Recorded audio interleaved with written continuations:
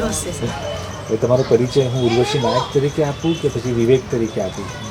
Sir આજે તો વિવેક મજા આવી ગઈ સર. કારણ કે લોકોને વિવેક વધારે યાદ રહી જાય છે હા, ઉર્વશી નાયક તરીકે. વિવેકનું પાત્ર બહુ અંદર મેઇન પાત્ર તરીકે કામ કર્યું એને. પ્રભાવશાળી કામ કર્યું. ખૂબ સરસ.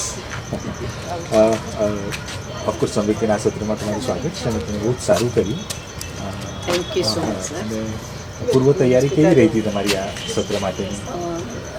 સર 2 દિવસ સેશન રહ્યું આપણે નવા સત્રનું. એમાં દર્શની મેડમ થ્રુ ને આપ સર્વેના એનાથી બધું જ જે નવું જાણવા મળ્યું કે નવું સત્ર ચાલુ કરવાનું છે કે કઈ રીતે કરવું, એ જે નોલેજ મળ્યું પછી અમને એવી ઇંતજારી હતી કે બસ હવે એ અમારું પહેલાં સેશનનો દિવસ આવે અને એ પ્રમાણે અમે એ વાર્તા ત્યાં જઈને એ સંદર્ભમાં કરી શકીએ પ્રોપર રીતે.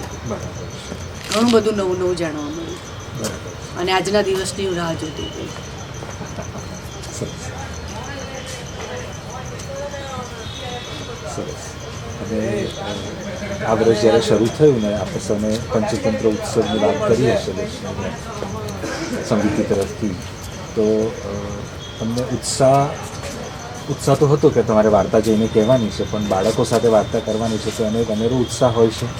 હા સર, એટલે મનમાં એવું હતું કે આટલા નાના બાળકો, આટલા નિર્દોષ, જેને દુનિયાનું કંઈ ભાન નથી, બધું એમ એક સ્માર્ટ બુદ્ધિવાળું કોઈ કામ એકદમ નિર્દોષ ભાવે એ લોકો આવ્યા, એમની સાથે એવું મળી, એમની સાથે વાતો કરી.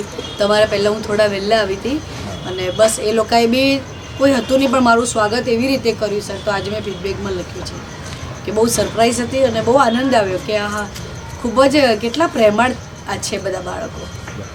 એટલે મને બહુ જ જે મેં વિચાર્યું હતું એવું જ મને અહીંયા મળ્યું, બાળકોનો પ્રેમ અને એટલું વેલકમ પણ સરસ કર્યું બધાની ગેરહાજરીમાં.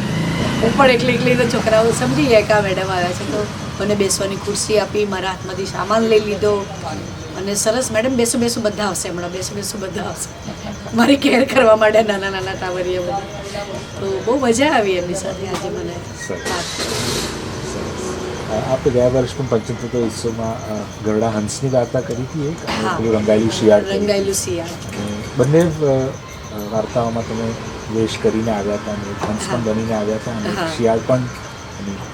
તો આજની વાર્તા માટે એવા કોઈ વિચાર આવ્યા હતા કે હું આ બનીને જાઉં કે આ બનીને જાઉં? એટલે ના, બનવાના વિચાર નતા, પણ વાર્તા બનવાનો વિચાર હતો કે હું એક પાત્ર બનું અંદર ને મારી સાથે જે બાળકો હશે એ પાત્રને મારા વાર્તામાં જેટલા પાત્રો હતા એ પાત્રની સાથે મારું પાત્ર ગોઠવીને વાર્તા કરીશ. એટલે આજે એવી રીતે કર્યું. અને વિવેકનું તો અચાનક જ પાત્ર આવી છે કે આ બંને પોતપોતાની વાત પર અડ્યા છે તો વિવેક જરૂરી છે.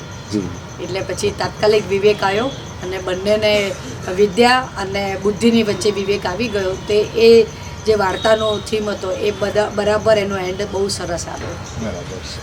એ વિવેક એટલે એનો મતલબ એવો થયો કે વિવેક ખૂબ જ જરૂરી છે કોઈ પણ ક્ષેત્રમાં. તો એ તમારું કામ બહુ સારી રીતે થઈ જાય છે સફળતાપૂર્વક.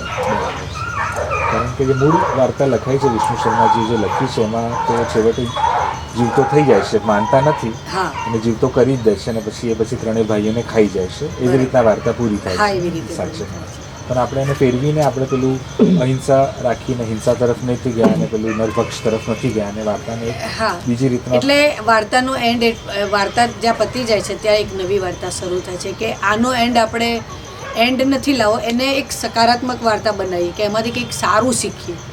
તો બુદ્ધિપૂર્વક ને જ્ઞાન હોય પણ એનો એવી રીતે આ વાર્તાને આગળ લઈ જઈએ કે બંનેના સમન્વયથી એ વાર્તા આખો એન્ડ બદલાઈ જાય. અને એવું જ થયું કે જે વાર્તા છે એને સિંહને મારવા, એને ત્યાં જીવ ના પૂર્યો, તો એને ના પૂર્યો તો એઝ ઇટ ઇઝ ચલો ભાઈ એ ભલે છે, પણ આપણે આપણા બુદ્ધિને વિદ્યાનો ઉપયોગ એવી જગ્યાએ કરે કે આપણે બી આપણી સેફટીની જરૂર છે. એ આપણી પોતાની સેફટીનું ધ્યાન રાખીને આપણી બુદ્ધિ અને વિદ્યાનો ઉપયોગ કર્યો અને જે છેલ્લે પરિણામ આવ્યું એ બહુ અદ્ભુત અને ખુશીવાળું હતું. સરસ. આપણો પ્રયાસ રહ્યો છે સંગીતનો આ વખતે કે વાર્તાઓને થોડીક આપણે સકારાત્મક અંત તરફ લઈ જઈએ. એનો મૂળ હળદ રાખવાનો વાર્તાનો, અને એના અંત આપણે બદલી શકીએ કારણ કે થોડુંક પોઝિટિવિટી આવે. બરાબર છે. એટલે સાચી વાત છે સર કે એ વાર્તાને બદલી શકાય, એનું બીજું રૂપ આપી શકાય.